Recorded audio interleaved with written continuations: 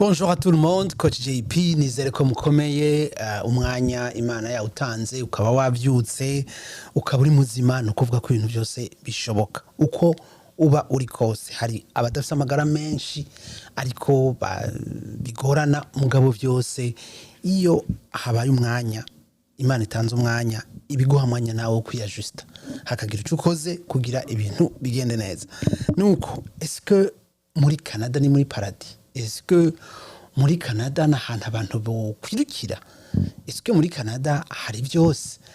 Uyu mugabo rero mubona iruhande yanje yitwa Horugavye, akaba mu isanzwe muri Canada kandi akaba ari umuntu afasha abantu kugira baze muri Canada. Hari ibintu rero byinshi avuga abantu bakibaza ko yoba ariko arashikuza cyangwa vyoba ari byo. Je niyomba hari ibyo avuga nanje naciyemwo nawe acamwo, bivuga yuko tugiye kurabira hamwe ibiri vyo n'ibitari vyo cyangwa n'ingene biba bigoye. Hama ikindi cya kabiri muri kino kiganiro ndaza kubereka yuko iyo community ikomeye haba hariho ibintu byinshi ishobora gukora. Yanavuze ariko kenshi iyo tutakomeye naho ntibikunda. Ico ni ikiganiro kimwe. Ikiganiro kigira kabiri kiri muri muno kiganiro nyene ndaza kubereka ingene société cyangwa les empires za kera murazizi, Ottoman, za Empire Romain, zose zaramanutse zarakorotse, Empire Perse zose zaragiye. No kuvuga ko ikintu cyose kigira umwanya. Mu biravye neza aba bantu bera aba Portugais, les Anglais, les Espagnols, les Italiens baragerageje kuja kwisi baragura kuko nabo nyene bari bamerewe nabi mu bihugu barimwo, bavuga ati reka rero tuje kuraba handi. Niko rero batoye Amerika, abo bahasanze barakubita barabica. Ejo ni Thanksgiving, ni umunsi mukuru bavuga ngo ni wo munsi mukuru bumvikanyeko, ariko byari ibintu bibabaje kuko aba First Nation barishwe gose. Ba bantu rero babafasha ubutaka barahaguma bitwa yuko nabo arabahano, ariko nuno munsi barazi ko neza baje bava handi kandi bari réunis mu ma communauté aussi. Hariho ngo Irish community baragira umunsi mukuru wabo, hariho Ukrainian community baragira umunsi mukuru wabo, hariho Italian community n'amasantre yayo barayafise.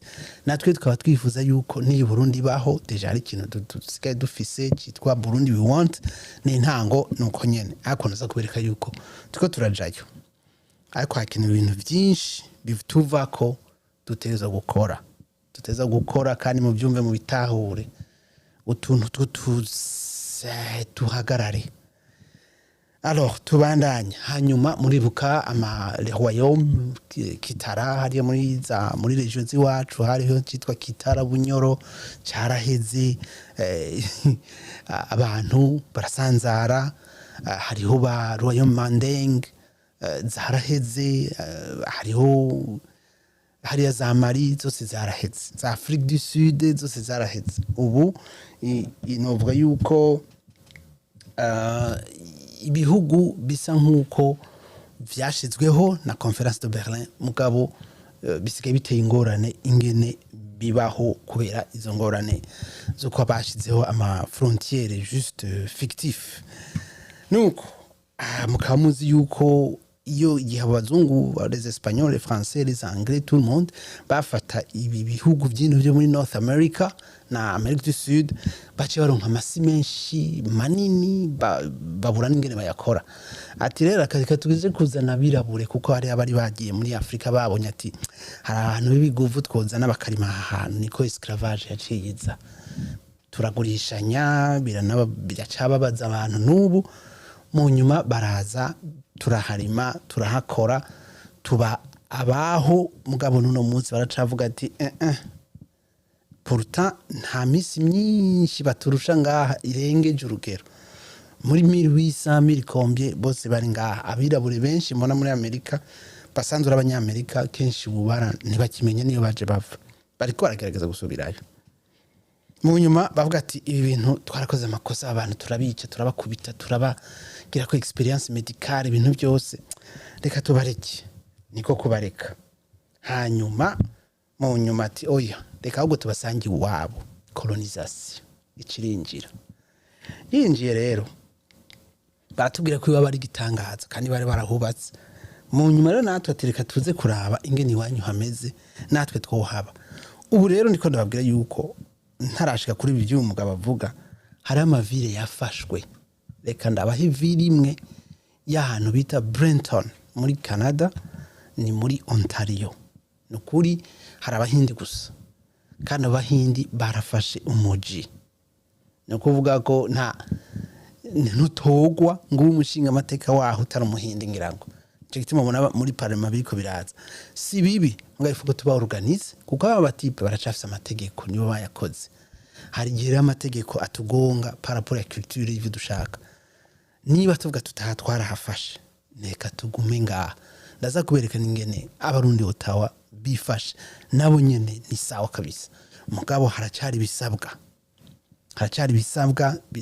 Bisabwa kugira tugire a stronger community. So let's check on this guy. We're multicultural, but come on. If we're going to their country, we will have to adapt to their culture, right? They should do the same thing here. Well, I do feel like I'm a stranger in my own country.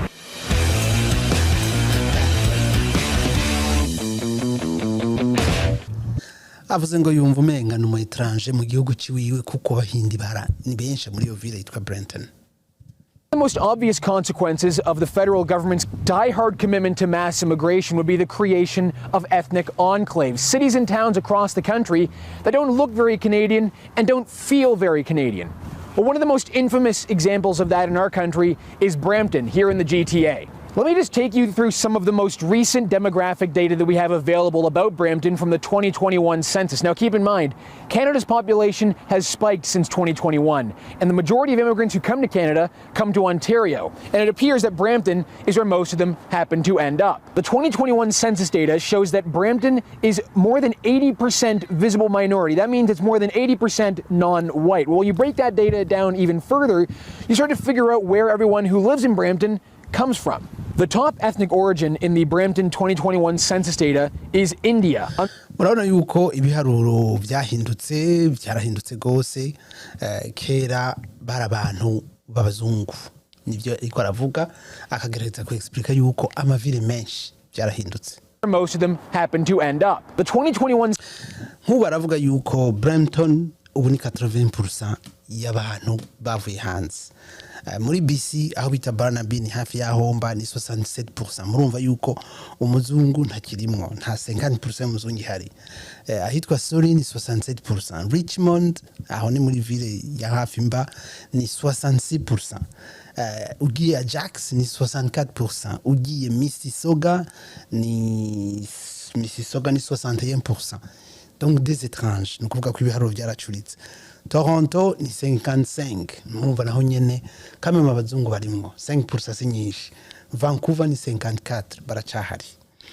Mugabo aho hose ibyo mubona nta hantu uvuzovuga ngo hari umuzungu yera kuri mu miji mikuru kuri 50% no.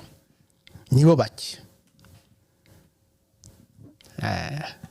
Census data shows that Brampton is more than 80% visible minority. That means it's more than 80% non-white. Well, you break that data down even further, you start to figure out where everyone who lives in Brampton comes from. The top ethnic origin in the Brampton 2021 census data is India, unsurprisingly. 180,300 people who live in Brampton come from India.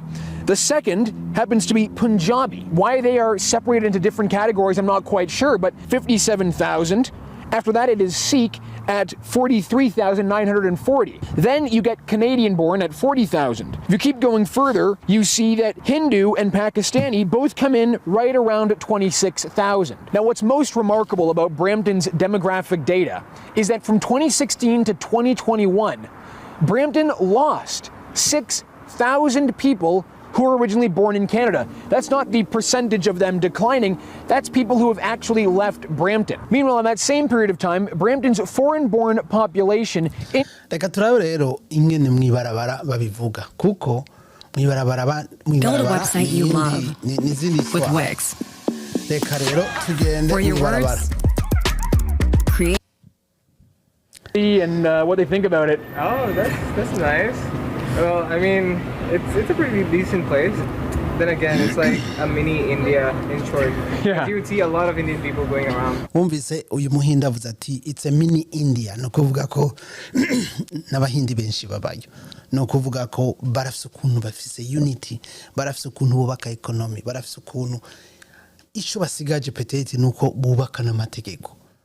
Est-ce que bazoba fidèle à leur pays baje bavamo cyangwa bazobaka aho bashitse hano kuko n'aba bazungu baracafise ibintu bakora muri Europe ni ibimubona vya OTAN tusa rero twibuke ko duteza kuba uninga kandi tukera tugafasha ni wacu aho niho je nagomba guhagarara no munsi iyo rero ujya mugabo ariko aravuga ati murashobora kuza hari gihe biba bikwiye ko mumwumviriza ariko birazimvye ndabumva ariko abishoboye bo bikora ariko tukashika ngaha tugakundana kuko hari kindi kibazo ngaho mvuze. If you just scroll around, you'll see Indian people. Yeah. Yeah, it's pretty intense. We're asking people what they think it feels more like an Indian city than it does like a Canadian city, right? It does. You think that maybe there are too many Indian people in Brampton? Because they say that the demographics are pretty intense. Yeah. There are too many Indians here. Prices went up, so did COVID, so did the crime. So the crime's bad, right? We're up here to feast everybody, right? Every weekend, every day, there's a fight all of the time. The fight? All the time. Really? And homeless fighting homeless. Why? He knows that himself, right? Yep. Not the racism that you worry about. It's the people that have nothing you got to worry about. You got more than they got, they're going to take it on you. Wow. You have $10 when near it, you'll get robbed. It's really bad. That's bad. Murumva yuko uyu muzungu we wavuga yuko bimeze nabi ko abahindi ni benshi ubusuma bwabaye bwinshi ubwicanyi bwabaye bwinshi ngo uronse abaniga ngo abantu benshi babaniga ngaha ngo ibintu byose bicusha bigenda nabi ni perception bafise ariko natwe hari gihe natwe tuyinjiramo tubandanye. Wow, what a contrast you just saw there. In one shot you had new immigrants to Canada who say that in their opinion they're from India. They say that Brampton has too many Indians in the city. And then as we're talking to them about that, you've got Canadians who come here through the shot who say that the city is full of crime, it's dangerous, it's a place it's worse than they imagined it to be, and it's gotten much worse over a period of time.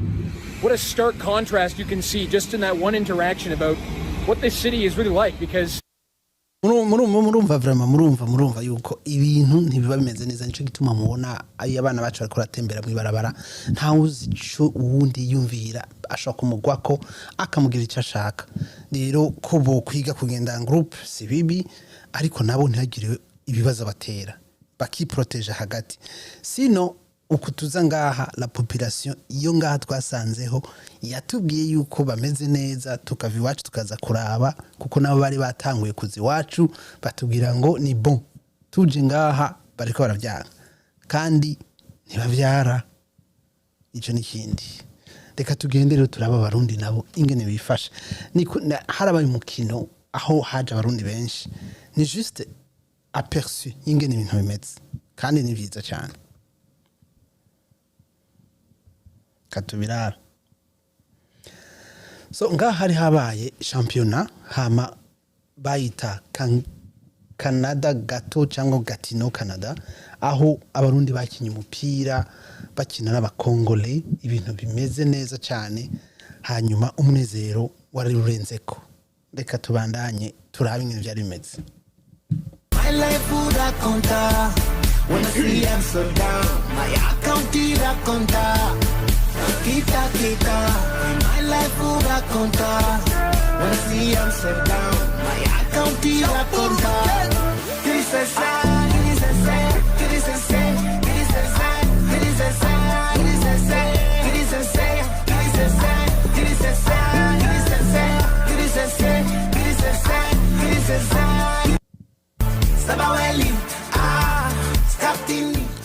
murabona yuko abantu bari baje kurorera ari benshi cyane ni ibintu biteye ubwomwe ni umunezero ubwo bwinshi rero bwaje kuraba abakinyi bacu ekipe y'intamba yo muri Ottawa bibereka ingene abantu baba ariko barafata umuji baba ariko baragira ama activity drapo rihungabana n'abantu babaza ati igihugu ni cyahe iyo plus tuba benshi plus dukundana plus ibintu bigenda neza. Hari abava ngaha barahanye ama business baba ariko barakora, hari bava ngaha babwiye ati je nkora iki uzuze ku kazi ndakigufashe. Ibintu bituma bihuza abantu bitanga n'amahera kuko hari abantu haba hari uburyo. Ibi ni ibintu byiza cyane.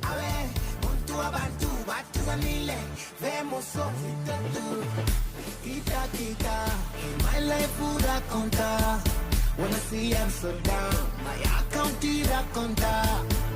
Quita, quita. My life would contar. Wanna see I'm so down. My account irá contar.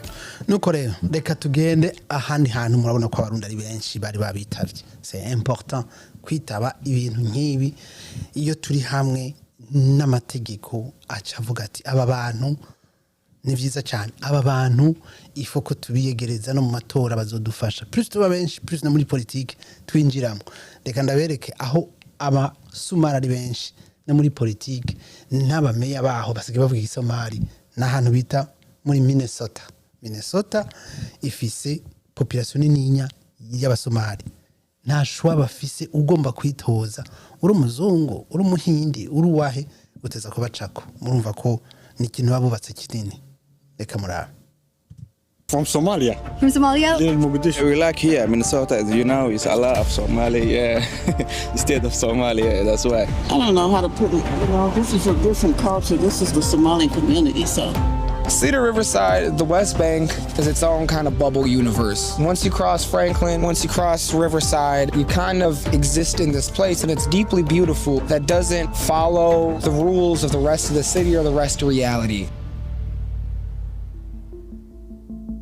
Minnesota, known as the land of 10,000 lakes, is known for its over 14,000 bodies of fresh water, vast prairies, fertile farmland, and also its growing Muslim and African population.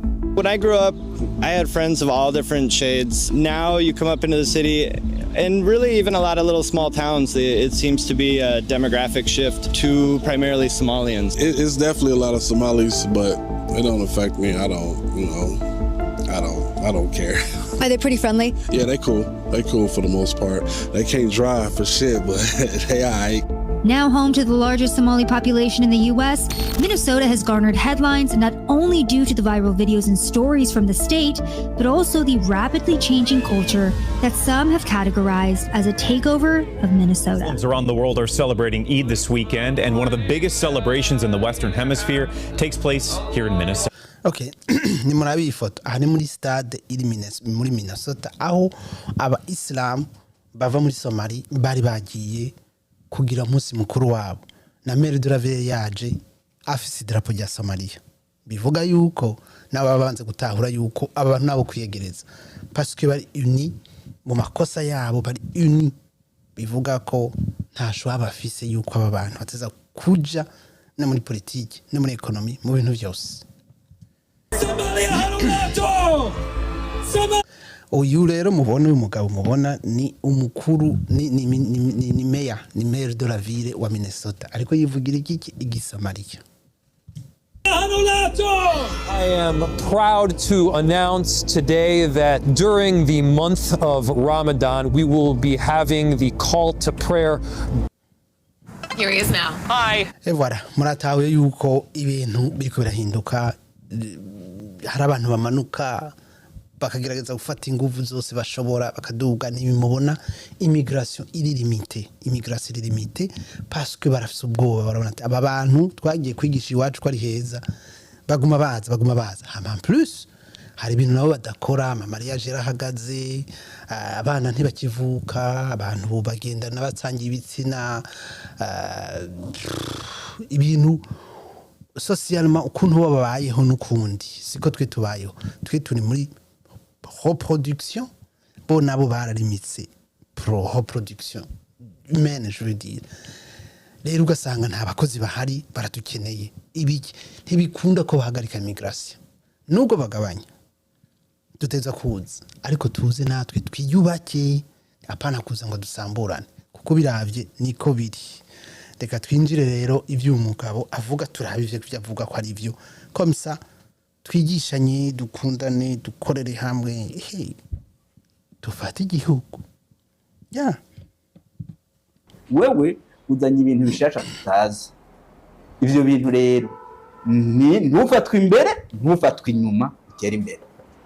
Iyo niyo description ya mbere mfata kugira mvuge nti igihugu ushitsemwo gitunganijwe ku buryo utagira ikibazo cy'uko abana bawe bo kwiga gutya bazokwivuza gutya bazokwiga gushika muri kaminuza bitigeze biba umutwaro kuri wewe. Ico kintu navuze nico kuko iyo abana bariko barakura hariho uburyo uronka deja buja ku mufuko wawe ayo mahera kenshi aja ku bagore hari igihe bishavuza urugo ariko mushoboye kubyiga bigenda neza. Hanyuma abo bana baca ku ishuri hari abagenda amabus barabaha amakompyuta na mwana ntacabura kabisa ntacabura kiretse basanze umwana afise ikibazo muhira kindi keneye ko baproteje umwana hari ibintu bica bihinduka. Rero iyo tuje ngaha bisaba ko tugira discipline iteye ubwoba irenge iyo twahoramo duhindura ingene twara dufata ibintu sino iyo terambere avuga ntirikunda. Ivuza ubuzima bwawe bwose n'ubwawe bwose bitigeze biba umutwaro kuri we sofe gutanga amakori. Igihe cyose ukeneye ubufasha mu bice vyose burahari. Birumvikana? Urumva wewe urakora biranse kazi karaheze hari ahantu tugenda mu assurance watanze bakaguha amahera nk'imyaka 2 bakakwigisha n'indi myuga bakagufasha ugironka kandi ivyo nivyo. Urumva si ibihugu byinshi surtout by'iwacu muri Afrika byo kora ibyo bintu ubuza akazi shitangura gusaba abagenzi. Urumva ko ni handa agomba kuvuga ati hari ibintu byinshi byiza kandi nivyo ariko hari bisabwa byinshi kenshi nivyo bitunanira. Byose ukeneye ubufasha uye wabuza akazi hariho abantu bajeje kuzogufasha kurondera akazi utarakaronka bazi guteza kubaho ugafungura kandi atasonanye ko muri kumwe. Rero leta ikifata ico kibanza kandi mu buryo bw'igihugu biteye imbere. Aharo niho ngirashike nivyo leta iraba umuvyeyi wawe kabisa ikaguha kila kitu vyose naho bitaba ari byinshi urabironka. Mugabe byo nasanze bitugira ibijuju bitugira abantu batabona ego muri umwanya birakenewe kubifata. Mugabo eske urakeneye mugenzi wawe eske urashaka kumubwira uko ushaka yego kuko ntumukeneye hariho leta iguha byose. Ivyo rero iyo umaze kubura abantu nubwo boguha ayo mafaranga uri mu nzu wenyine atanumwe mu yaga surtout mu sangi imico nukuri uratinduka deprima ni handi bavuga ngo ibura ya deprimisha nta muntu abatarya mugabo ushaka kubijya wenyine. Iyo mico yacu ntayo dufise iyo mico si wacu abazungu barayimenyereye ariko si iwacu ako kano kuguha amahera rero bigatuma ubona uwundi ko tawukeneye. Ni ibi turiko turabona abana bapfa abantu bicana parce que twizera leta tukinyura abo twazananye. Hanyuma abantu benshi bifuza gutera imbere barahaterera imbere cyane gose. Mbere uyu munsi ahubwo nani imbere yuko amwe bimwamo busakanye nababwira agaciro izi visa tubafasha kuronka zifise for traveling and bavuze yuko ati ushaka gutera imbere atera imbere wiyoruganije no kuri na madame cyangwa umusore cyangwa group nakora amahera muri ayora kuko nta bakozi bahari muri kino gihugu ushaka gukora amasaha menshi mu bipanze neza mu rugo cyangwa n'abagenzi murashaka kumekinga amahera menshi. Mero problème c'est que umwese ashaka gukora ivyiwe yimenya atani ikindi kintu umenga yokorana na mugenzi we ako nako kazo tumerera nabi niko bimeze mu bitahure kuko there's no other bag like this one. It brings ubwoba no kuri sindababesha ariko iyo umuntu avyize birakunda katubandanye. Muravye ivyo biharuro muri ko muratubwira murabona ko igiharuro c'abaja kubayo ari gito cyane ugereranyije n'igiharuro bakeneye cy'abantu bagiye gukora cyangwa kwigayo. Mbega ubwo mubiraba neza mwibaza kubera iki ibiharuro byo baja kubayo babigira bike hama ivyo baja gukora cyangwa kwiga bikaba vyinshi ugereranyije n'ibiharuro baba batanze ku mwaka? Iki kibazo abaje kirumvikana kuko iyo ujuje kuba ngaha batza kukufasha ariko iyo uje kwiga kugushaka kwawe ni wewe wirihira none wumva abaza rero nibo baba benshi mugabo mu nyuma barashobora kuronka residence nkuko yabivuze kuko iyo uje kuhaba bisaba byinshi kurusha iyo uje temporaire mu kanya gatoya nico gituma hariho abantu baza bakenewe ko abakozi n'abandi baza bakenewe ko nk'abantu demografi harakeneye abantu baje no kuvyara baje no gukora muri ayo magarderi kuko abakora mu magarderi benshi sababa abatemporaire kuko ariho ibikorwa badakora abatemporaire bisaba yuko uba warabyize neza bakakwigisha bakagushikana ku mastandard bashaka nico gituma ariko kandi naho nyene ubona si bikigira bike turi ngaho nyene muratubwira ati racakira abantu bega uburyo gushika muri Canada ni inzira umuntu yocamwo umuntu agenda ku giti ciwiwe canke agiye ku muryango umuntu agenda yifuza gushika muri Canada bigenda gute agaciro k'amaviza yanyu ameze gute murakoze cyane nibako gushika kuri agaciro icyambere coco abantu bose batugana bibanyinze nkuko babivuze uti yoca he wowe wifuza kuja kuba muri Canada nubwo yuko turagugira inama turavye icuri inzira wocamo mugabo turazi yuko inyuma ya byose urukeneye kuhaba muri Canada naco gituma nagira kugira ntera intege abantu kuko gituma mu gutera intege abantu biranakenewe kare ugize rimwe ugasaba acuronka ariko burashobora gusaba ukwije ibyangombwa nturonka mugabo nagenda gutera intege so uyu ibyo avuga nuko nyene urashobora gukwiza byose nturonke kuko bivana na programme bafashe sadi yugiye gutanga amahera kuri uyu muntu ni na menshi ibona ko ayo mahera uyakoresha ikindi d'accord mugabo kwa kugarantisa kuronka no nta nakimwe we agufasha kuzuza no gukoresha udusysteme twose kugira uronke mugabo nta mahera yawe azogaruka mu gihe utaronse kiretse mwavyumvikanye kuko baba yakoze ifoko mu byumva niko bimeze kuvuga ko yoba biba amahera peut-être pas mugabo kwa amahera ari menshi yes kuronka no ntasi wabikora nuba urayamuha uzi ko ushaka kuyabura cyane ntuyabure ntuyaronke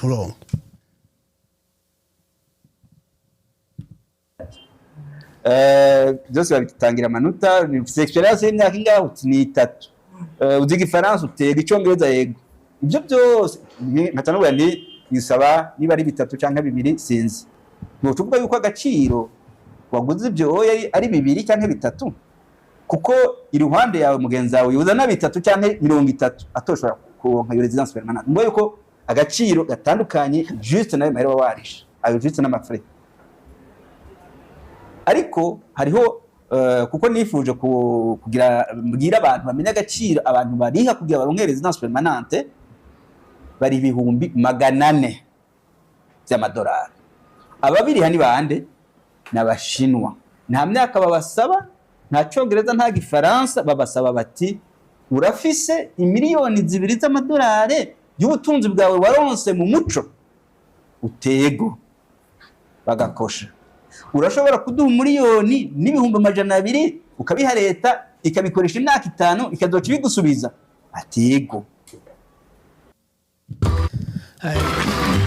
aha rero niho nagomba kumviriza yuko ibintu bikomeye byo kugira ubumwe no gukorera hamwe voilà avuze ati urashobora gutanga ibihera byinshi ababikora n'abashinwa ababikora n'abantu bari uni habaye igikesi kinini tugafasha umuntu umwe 5 akaba amahera akabagarutse abantu bazoza ako icyo kintu kiragoye mu biwacu rero kwari kubereka yuko empire ziragira aho zikoroka hakaza abandi ino turiko turahaza mais il faut que tu organises abandi bariko barahafata buke hakazogera n'igihe amategeko ashobora no guhinduka abantu bakabana neza ntibirukange ntibagira iki kuko amategeko aracadukwega haracabavuga ngo racisme systemique nuko bijanye n'amategeko nuko rero murakoze naho utaha